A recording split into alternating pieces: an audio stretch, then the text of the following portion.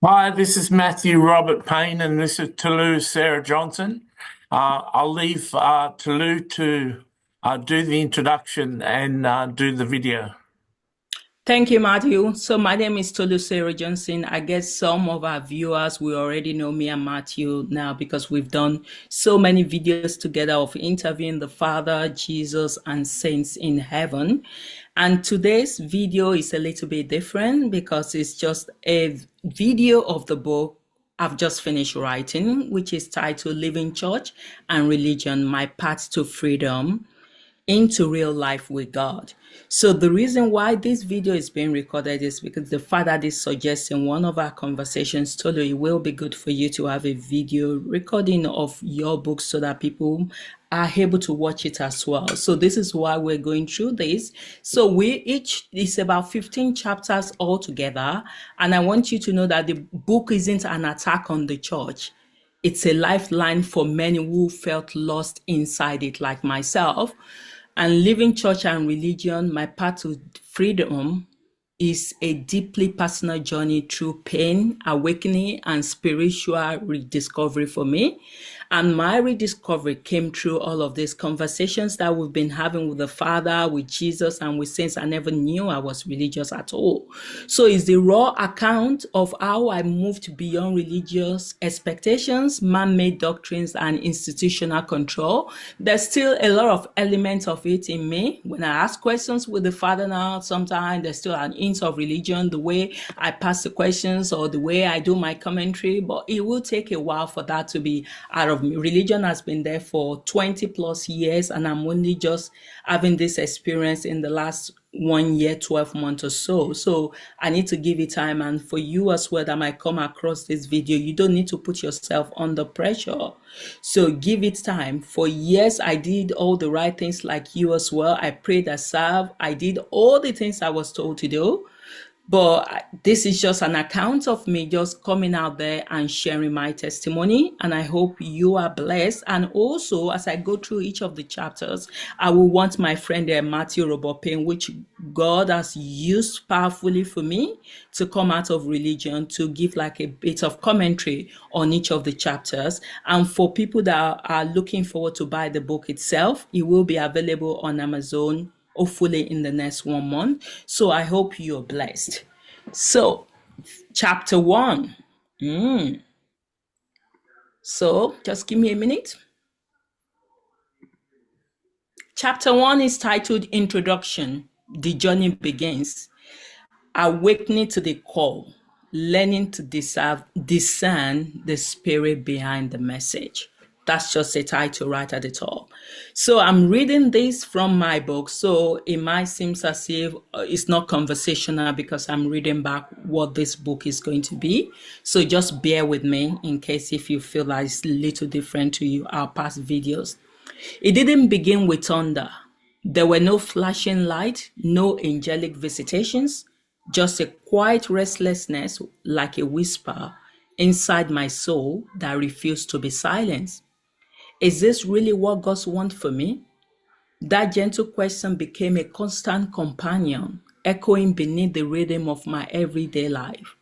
For years, I lived tucked within the architecture of church life, a world of structure, tradition, and zealous service. It defined me. It was my home. I was the woman who said yes to every call, who fasted, prayed, and served with all my heart. But something deeper stirred, something unspoken, like a longing for breath in a room slowly losing its air. My true awakening began not with a sermon, but with sorrow. It began not with theology, but with love and loss. It began the day I became a widow. Many of you may have first heard part of my stories through books co-authored with Matthew Robert Payne, but before the pages of collaborations and echoes of heavenly conversations, there was just me, Tolu Sarah Johnson, a young woman learning how to trust God in the shadows of loss. Let me take you back. I met my beloved Benjamin long before we stood before any altar. Our courtship lasted 7 years of friendship, of ministry, of growing in the Lord side by side. It wasn't a well-with romance, it was a deep and steady walk. He introduced me to Jesus just shy of my 18th birthday. I still remember that day, June 18 in the year 2000. That's the day everything changed. Benjamin didn't just become my companion, he became my mentor, my spiritual compass. Our love for God was the thread that wove us together. But as life will have it, we went our separate ways for a time. I remember praying with trembling hope, asking Jesus to one day return him to me. Please, I whispered, let him be my husband. And Jesus, so gentle and so faithful, reassured me, I've heard your prayer. At the time, I didn't know if that promise will bloom, but there was peace whenever I was with Benjamin. Peace that whispered of forever, even as we parted.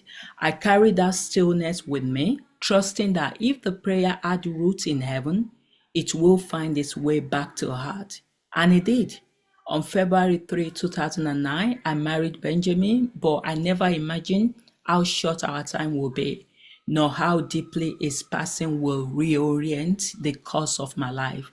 His death marked the end of a chapter, but it also became the soil where something new began to grow, a different kind of faith, one not bound with walls, but discovered in the wild and intimate whispers of God.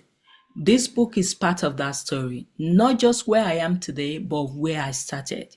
So as you turn each page, I invite you to walk with me from grief to grace, from religion to revelation, from knowing about God to walking with Him face to face. This is my journey. This is my story, the coming out of religion. This is how I found the real Jesus. And I believe if you listen closely, you will find Him too.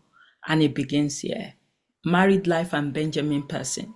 I was only 20 when Destiny found his rhythm again. God, in his quiet orchestration, brought Benjamin back into my life, not just as a friend, but as the man he has chosen for me long before I could even understand the weight of such a promise.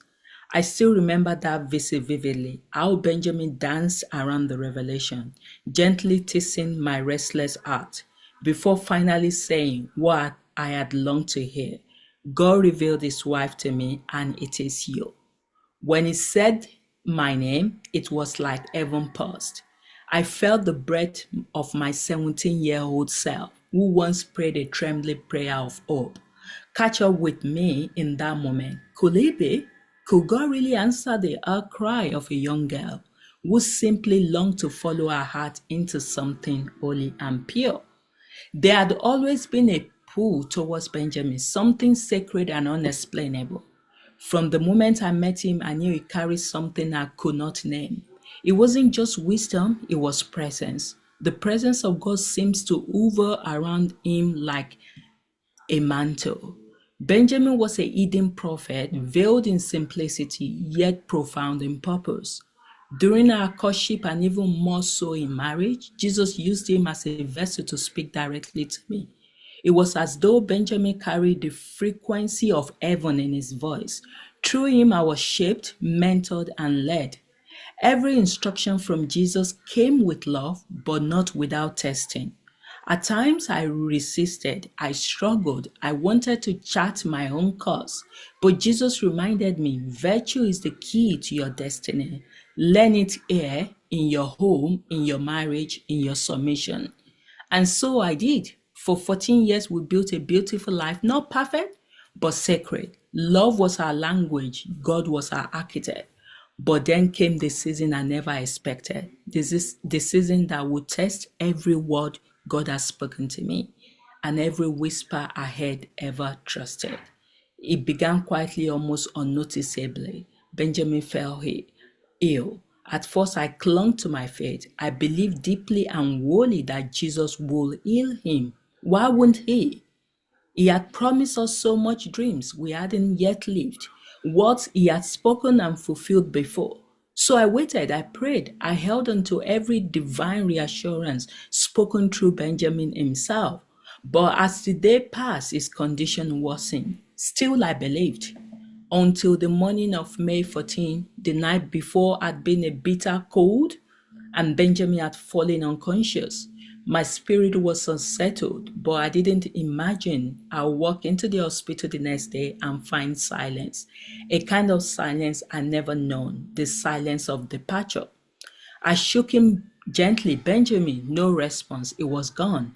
My world shattered in slow motion. How could this be?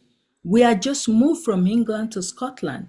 We were building something new, a new home, a new school for the children, new beginnings. Benjamin had been so full of joy in Edinburgh. We thought this chapter would be our best yet.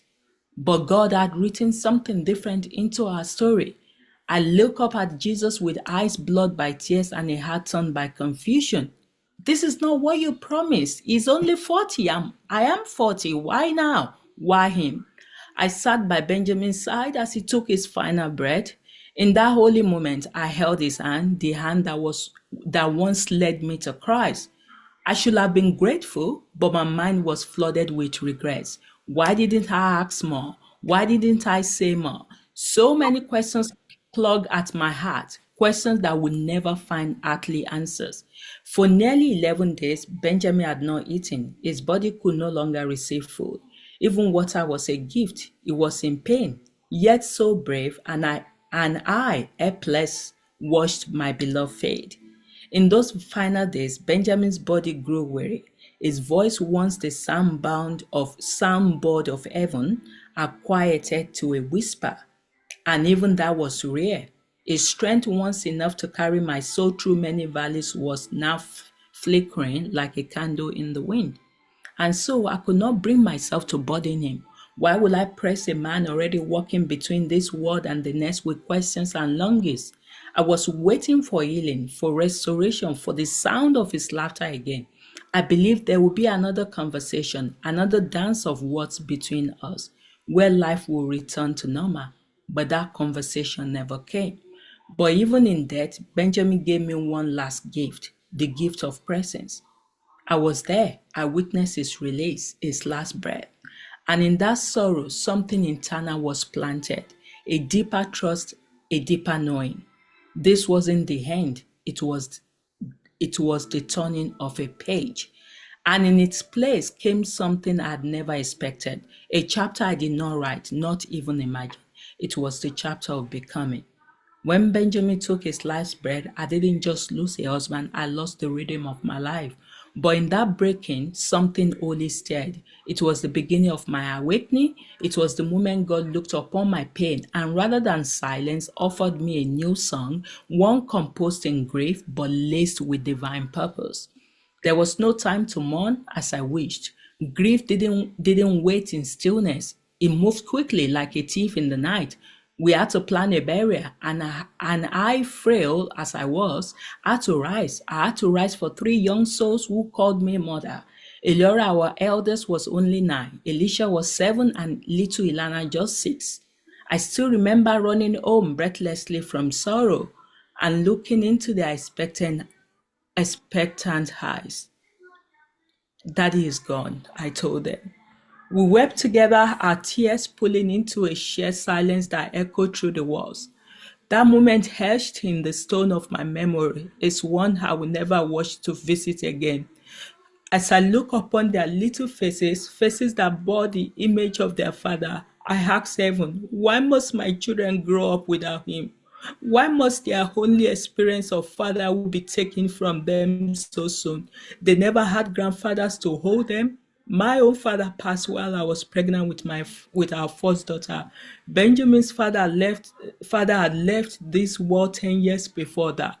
So Benjamin was all they had known of what it meant to be loved by a father. And what a father he was.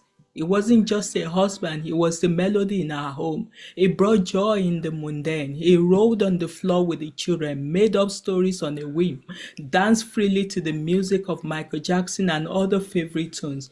He listened, really listened to their heart. He showed up fully present in ways I often struggle to.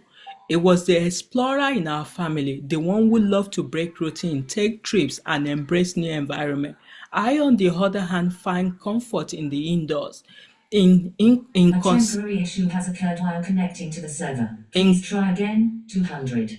In consistency and structure. And somehow our children were a blend of us. Eliora, the eldest, mirrored me, quiet, observant, content at home. But the younger two, they inherited their father's wanderlust. They needed movement, sunlight, the trail of change. In his absence, I felt unequipped, drained, hollow. The first 3 months were a blur of lamentation. I wasn't just grieving a person, I was grieving the loss of balance, the loss of the other half of what made our family whole. I was left to figure out how to stretch myself into spaces I never felt before. And yet, in all of that brokenness, something sacred began to awaken, a slow emergence, not loud, not immediate, but the kind of awakening that begins when the soul has nothing left to hold on to but God Himself. This is where the real story began, not in the joy of our wedding or the wonder of our courtship, but here in the ashes for God. In the ashes, for God, the author of my life was not finished. It was only just beginning. Grief and the beginning of a new chapter. It was the beginning of a new chapter, but not the kind one prepares for. He arrived not in joy, but in anguish. After Benjamin passed, I found myself drowning in a silence. I'd never known a silence so heavy. It rang louder than words. My soul was panting, not just from grief, but from thirst.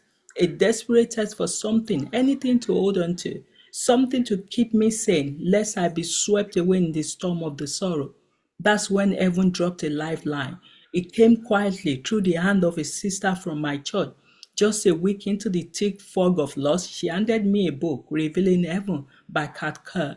I didn't know it then, but that book would become my first whisper of hope in the valley of shadow. Like a child clutching a lantern in the dark cave, I held it close. I devoured its words. I listened, I read, I imagined, and slowly I began to breathe again. The pages pulled me into something otherworldly. It was as if a gentle hand from heaven turned each page with me. It was spellbound, not by fiction or fantasy, but by the sacred unveiling of the realm where my beloved now dance in glory, heaven. Could it be? Could it really be as beautiful as the word suggested? And in the beauty, I found a strange comfort. I began to imagine Benjamin not gone, but home, resting, rejoicing, living a joy he could never fully taste on this earth. And for the first time, amidst my cry, a new thought dawned. Perhaps he is finally free. You see, Benjamin carried pain, a kind of pain that I did not fully recognize while he was with me. He carried the ache of the Father, the suffering of Christ. He bore it quietly, even as he smiled. I never knew just how deep it went until after he was gone. Now, when I look back, I see he was not just my husband, he was a companion of Christ's suffering, a man who wept in the sacred places. For those who have read the books co-authored with Matthew Robert Payne, Fellowshipping in the Suffering of Christ, John Lennon, Benjamin, and Michael Jackson Speaks from Heaven, you will understand what I mean. You will see his pain, yes, but also his glory. He bore wounds that were sacred, and now heaven has answered them with joy unspeakable. Still, there was a whisper of sorrow in my joy, a tender selfishness that I do not deny. I wanted him here with me. I never imagined that at 40 I would wear the word widow like a garment. I never asked for. I felt betrayed by time, by life, by the silent passing of dreams we hadn't finished building. As I continued to read, I began to wrestle not just with pain, but with purpose. Could God truly use this ache? Could He reshape it into something sacred? And so the question began, a battle of fire, not a fire of anger, but of awakening. What if I could glorify God through this pain? What if I could resist the narrative for despair and embrace the one heaven was writing? What if this pain was not punishment, but invitation? But make no mistake, those early months were dark. I remember taking my children to school just a day after we lost their father. They had barely spent 24 hours at home before returning to their little classroom, their tiny hearts broken but brave. The school community embraced us. Other parents helped with pickups and drop-offs. And though I was grateful, my soul still bled. My youngest, Ilana, wept without end. Sometimes she would cry without warning, "Daddy, Daddy, Daddy." And each time her voice echoed, it pierced me like a sword. My soul felt like a dry and cracked desert, gasping for water where there was none. I was lost. You must understand, Benjamin wasn't just my husband, he was my home, my friend, my sanctuary. I'm not one to keep crowds. I've always found it difficult to forge deep friendship. Perhaps my standards were too high, or perhaps my soul simply craved something rare, loyalty. And Benjamin gave me that in full. He was the friend I could not replace. And now he was gone just like that. But even in the throes of that pain, I made one decision. I chose to trust, not because it was easy, but because it was all I had left. I trusted that God was faithful, that He had not abandoned me, that heaven, though mysterious, was not cruel. And so the new chapter began not with celebration, but with surrender, not with laughter, but with a whisper, Lord, I will still believe. Discovering Heaven and Matthew Robert Payne. There are moments in life that changes everything. Quiet moments, unassuming at first, that later revealed themselves as divine turning points. For me, Tolu Sarah Johnson, it began with a restless hunger, a thirst that no sermon, no song, no service could quench. I was searching not just for understanding, but for a door, a path to the internal. A month into my quest, amidst pages of books and whispers of heaven, I stumbled upon a treasure that would shift my entire world. It was a book by Matthew Robert Payne, My Visit to Heaven, Lesson Learned. I remember opening it, not knowing that within its pages lay the kindling for a fire that would never die. The book was unlike anything I had read before, even more layered and illuminating than the one I had read by Kerr. It was as though each word was dipped in revelation. It didn't just speak of heaven, it unveiled it. And as I read, I found myself longing, aching to walk where Matthew had walked, to see what he had seen. Then there it was like a whisper of destiny. At the end of the book, Matthew wrote, if you like to experience the same, I'm happy to take you to heaven. Feel free to contact me by email. My heart leaped. I didn't hesitate. I sent that email. About few hours, like 4 hours later, I had a reply. And so the divine unfolding began. Matthew offered prophetic ministry, and I requested a prophecy. But before the prophecy could even begin, he reached out with a simple call that turned sacred. He said he will help me to visit heaven in my spirit to encounter my beloved husband who had recently crossed into glory. It was our first session, and truthfully, I struggled to connect. Grief had built a wall, and my soul was still navigating shadows. Yet in that very session, Matthew described my husband, Benjamin, dressed in an elegant suit, standing noble, full of life. He was pointing towards me, beckoning, signaling with a smile that could melt galaxies. I knew then it was real. This wasn't imagination or hopeful fantasies. This was something more. And though my mind grappled to understand, my spirit soared in silent agreement. Matthew had been working in the supernatural for 3 decades. He had written countless books about heavenly encounters, divine interviews, and eternal realities. His life mirrored the very path I always yearned for, a life saturated with the presence and voice of God. I felt drawn to him, not as a fan, but as a seeker who had finally found a guide. By then, I had nothing left to lose. Heaven had taken Benjamin, and in that sacred void, all I had was the desire, the need. A desire, the need to know God in truth. That need became a flame, and Matthew, sent by God, became the one who poured oil on that flame, causing it to blaze brighter than ever before. Our friendship began gently, like the opening note of a symphony, but what followed was anything but ordinary. In the very first few prophecies he gave me, something rare happened. He said most of the time it is Jesus who speaks during my prophetic session, but today the Father wants to speak to you. I was stunned. The message arrived like a love letter wrapped in eternity. The video titled read an endearing message to a friend, still on YouTube. The Father Almighty, Eternal Sovereign, called me his friend. My heart could barely contain the weight of it. And then came the revelation that shook the foundation of everything I thought I knew. We took Benjamin because we need you. We need you to walk with Matthew. Benjamin is in heaven, preparing heaven for the return of my son. And you, Tolu, are called for this purpose. You will walk with Matthew, and together with Benjamin, you will fulfill your heavenly assignment. I froze. Matthew, I said, are you serious? This sounds unreal. What do you mean? I'm to walk with you and walk with Benjamin in heaven? Is such a thing possible?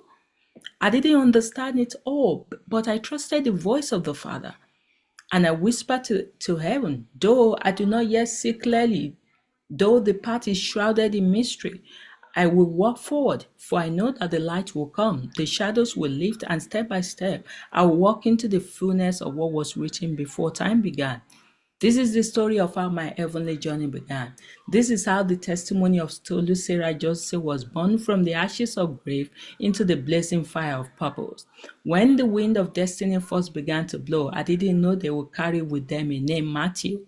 I never imagined that what began as a simple connection would become a doorway into the divine. Ours wasn't a friendship born of pleasantries and passing interests. It was forged in the fire of purpose, slowly, gently, and profoundly. In those early days, Matthew began teaching me something extraordinary. He called it carrying the voice of the saint. At first, it felt impossible. My heart, still healing, couldn't comprehend such a gift. I wrestled with disbelief. How could someone like me, wounded, unsure, truly hear from heaven? It wasn't easy. Each session stirred nerves. I didn't know I had. Each session stirred nerves I didn't know I had. Doubt became my shadow, but my yearning for God was greater than my fear. And so I pressed in month after month, like a student learning a sacred language buried deep within. Through perseverance, our sessions evolved into something much deeper, a YouTube playlist on Matthew's channel called Mentoring in the Heavenlies. It was more than mentorship, it was a sacred rhythm, a divine dance between heaven and earth. Side by side, we recorded countless videos, intimate, spirit-bred conversations now nestled on Matthew Robert Payne's YouTube channel. But these are not ordinary teachings, they are living encounters, echoes of eternity. In each recording, the Father's voice flowed like a gentle river. Jesus smiled through every word, wrapping truth in grace. The saints, timeless and wise, poured out revelation that transcended generations. And from these heavenly dialogues, a fountain of inspiration was born, blossoming into over 50 supernatural books, each one a testament to the unseen world made tangible. We spoke with my beloved husband Benjamin, now radiant and glorified. We spoke with my son Emmanuel, the child we lost before his first breath on earth, now thriving in heaven with his father. We journeyed into realms I never imagined, realms that opened the eyes of my soul and awakened the slumbering part of my spirit. And in the midst of it all, something beautiful happened. God rekindled me. He breathed life into the ashes. He spoke identity where there was once only brokenness. I began to see him not just as the God of heaven, but as the God of my heart. Each conversation became a mirror, revealing his love, his kindness, his calling. And so my journey began not with grand announcement or flashing light, but with a whisper, a call, an awakening. This is not just my story. It is a divine invitation to all who are willing to believe. For if God could take my pain and shape it into purpose, He can do the same for you.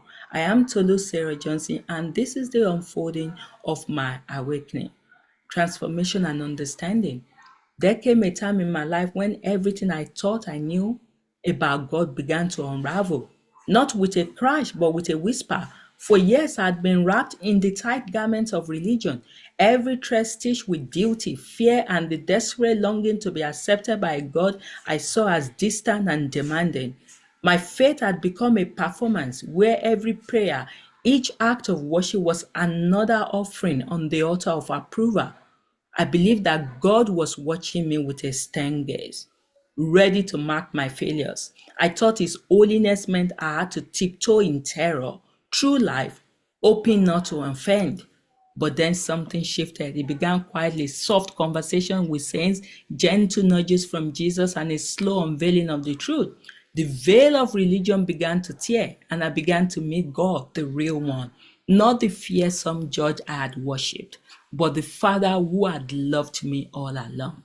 The saints started to speak, not in rebuke, but in warmth. They told me of a God who is loving, kind, merciful. A God who doesn't define people by their sins or their religious affiliations or even their sexual orientation. A God who sees art, not labels.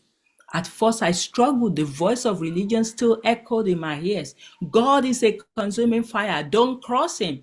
I had lived 24 years under the voice. I had worshipped with trembling, prayed out of fear, performed to be loved. But then come another voice.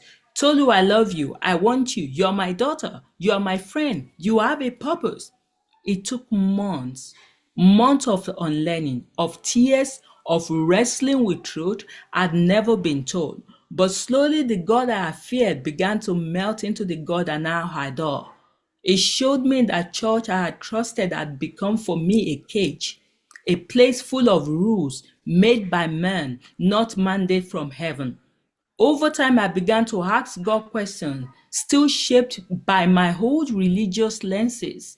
And each time, his answers would disarm me. I'll say, God, what do you think of gays?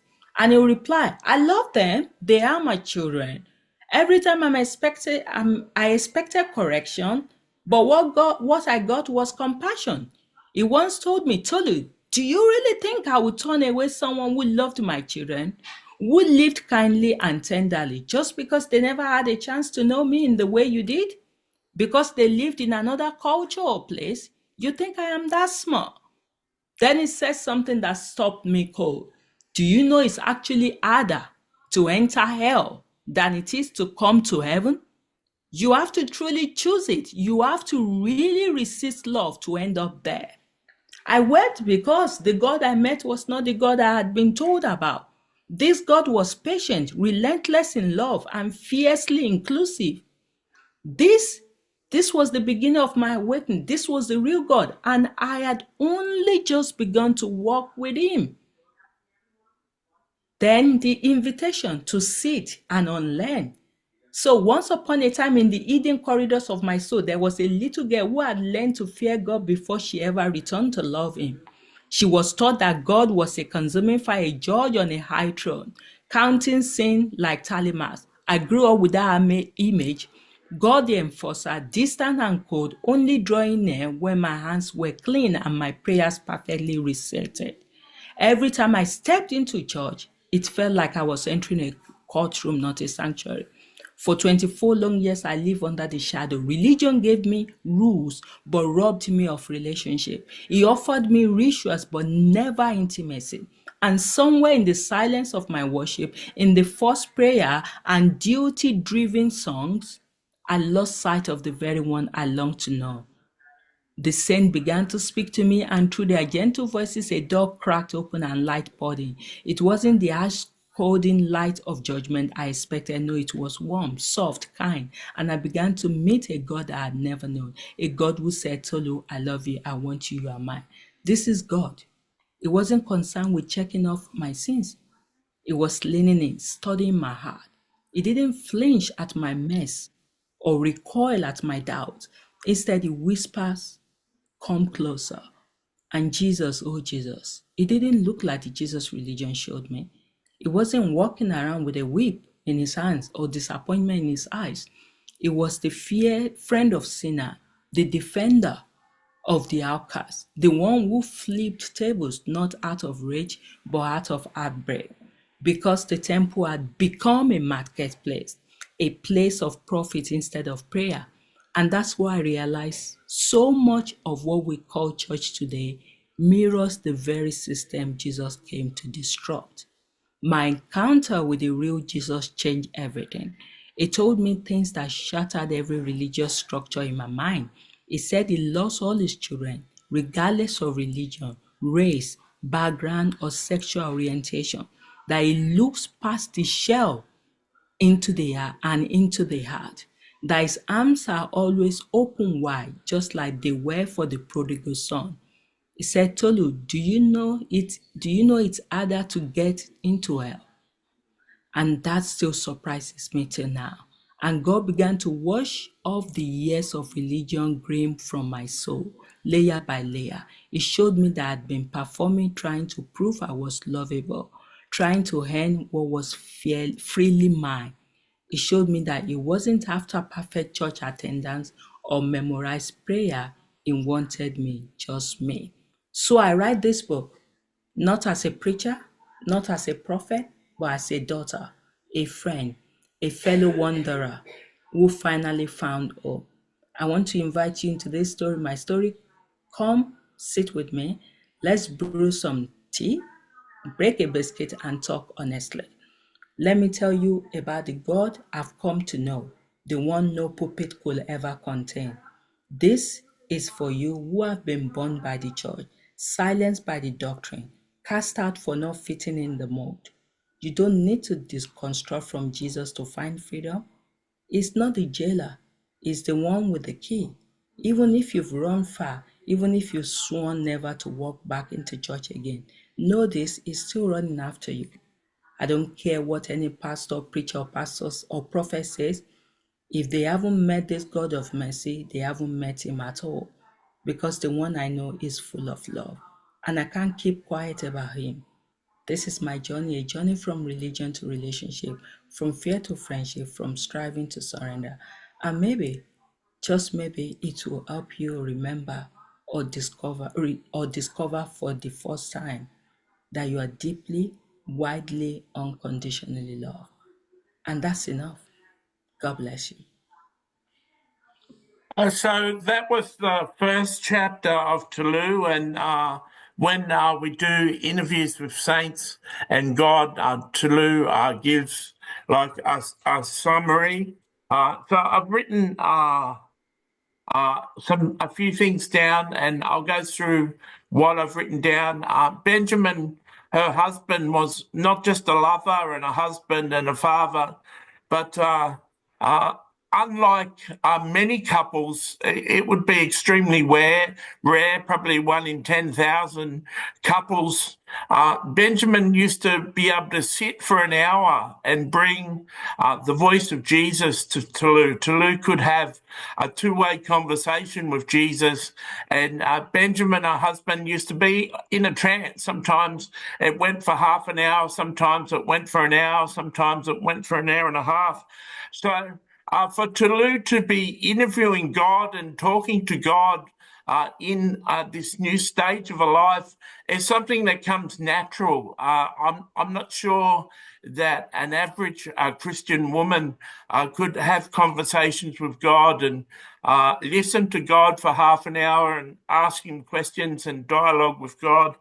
But Benjamin, the life of Benjamin, the 16 years together, uniquely prepared her for her mission today. Benjamin's death made a way for me and Tolu, made a way for me and Tolu. Him leaving made a space in her heart. We've already talked about this before, me and Tolu, but Tolu has said that if her husband was still around, was still with her, there's no way I could have this friendship with her. There's no way we could be doing these books together. This ministry just wouldn't exist. So his departure was the catalyst that started this relationship and made this possible. And it's interesting, and Tolu finds it interesting that she talked to Jesus through her husband for 16 years, but he never once led her out of religion. Like Jesus is very patient with our sins or with our wrong theology. Like the Holy Spirit will allow you to have a wrong theology for 25 years until he reveals his theology. And sometimes he allows the wrong theology for years to make us a vocal proponent of the new theology. So I can see Tulu going on, writing more and more books about religion and the dangers and the trappings of religion over true freedom. So throughout this interviews that we've been doing with the saints and with God, religion's been being stripped off Tulu. From time to time, she still asks a question that's laced with religion, but it's part of her DNA. It's part of who she is. And it's hard just to say a prayer and strip yourself of it. It's the same as a gay person saying a prayer and losing their sexuality. You know, it come off gradually.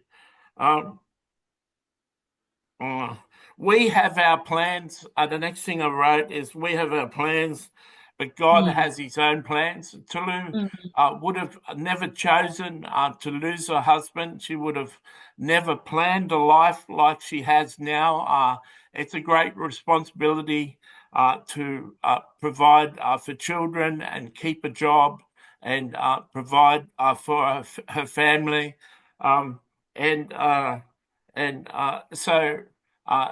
This new direction she's taken is a new direction. Are you proud of the book?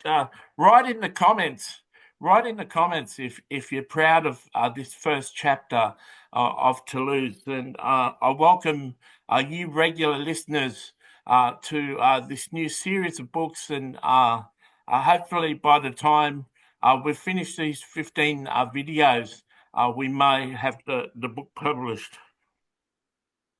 So Tulu has told me a number of occasions that my friendship with her is one of her best friendships, and I in some way fill the void. She really misses Benjamin and talks to him each day. That's one thing I did teach her to do, how to talk to Jesus, how to talk to God, and how to talk to her husband, and more importantly, hear back from them. She can have a two-way conversation with Jesus, a two-way conversation with God, a two-way conversation with her husband now, or any saint that we've met in heaven. But it is hard. You'll admit that it's hard. It's a lot harder than having them at the dinner table opposite you. You've got to really concentrate. And because you've got to really concentrate, you don't set a priority to it, and you don't find yourself talking to them as often as you would be if they were walking around your house. The next thing I said in interviews with saints and the Father not only were revealing but stripped religion off Tulu, and that's becoming more and more evident. And as you go through the further videos about this book or the pages of the book in the future, I hope that you can see the transition that she's made from being very religious and being let down by religion to a person who's come out of the cage and feels a whole lot more free. In the process of doing the interviews with saints and interviews with God, and you can find a lot of the interviews with God in a playlist called God's Last Days Message to His Children on my YouTube channel, or God Speaks Plainly on the YouTube channel. All of the interviews with saints and all of the interviews with God can be found on a playlist called Mentoring in the Heavenlies. And over the course of all the interviews, Tulu has grown closer to the saints in heaven and grown closer to God. It's very hard serving a God that you don't understand. It's hard to draw close to a God that you fear, that you think you're not measuring up. For most of her life, Tulu actually felt that she was going to hell, and she had to have all the ducks in a row to actually go to heaven. She wasn't even sure her husband was going to go to heaven until he actually said that he's got peace with God. It surprised her that he could say such a thing. And up until recently, I'd say in the last 3 months, Tulu wouldn't have been able to be certain to tell you that she's going to heaven. And that's just no way to live. If you've lived in the church for 24 years, you certainly should be sure of the fact that you're going to heaven. But religion is just so messy, you know. There's current Christians who, when the Pope died, all made videos to say he went to hell because of his doctrines and his beliefs. Since when does your doctrine take you to hell? So it's been exciting doing things with Toulouse so far. Have you got any things you want to say in closing? I just want people to just read the book or listen to the book with an open mind, and for them to be able to see the love of God. I wrote this book not because I don't have anything to do. It's because I want people like myself that currently they're in bondage, they're suffering. There's so many religious oppression that is going around. And I'm just moved by the oppression, by all of the videos I'm listening to on YouTube, which I never knew such a level of religion exists. Yes, I was in religion, but I think there's a lot of people that they are way, way more bound than I am. And I'm just sharing this, and I want people to read it with an open mind, that they should not allow the noise of the religion to be louder than what God is saying, and to open up their heart for Father, Holy Spirit to minister to them and tell them, yes, this is me. This is the true Father. You can be free. You don't have to be in bondage. I've lived that. So why do you want to be? Now I'm getting free. I wouldn't say I'm totally free, but I'm getting free, and my mindset is so different now. I don't care about 1 hour prayer anymore. I don't care about all the fasting, all the things I need to do that I'm forced to do that I don't really want to do it. So I just want people to start letting go, allowing God in, and it will take time. And even if you don't want to allow God in, just come out of religion and be free. Come out of the bondage. And that's why the book is like me just shouting out loud there on the rooftop about how loving God is, because I'm still undone by the love of God I've experienced. And I find it difficult to believe sometimes because it's too real. It's too like it's too opposite of what, polar opposite of what I understood God to be. So, and I hope you're blessed through this book, and it will be good just to get your review, guys. So thank you. Yeah. So what's the book called? Leaving Church and Religion? Yes, Living Church and Religion, My Path to Freedom.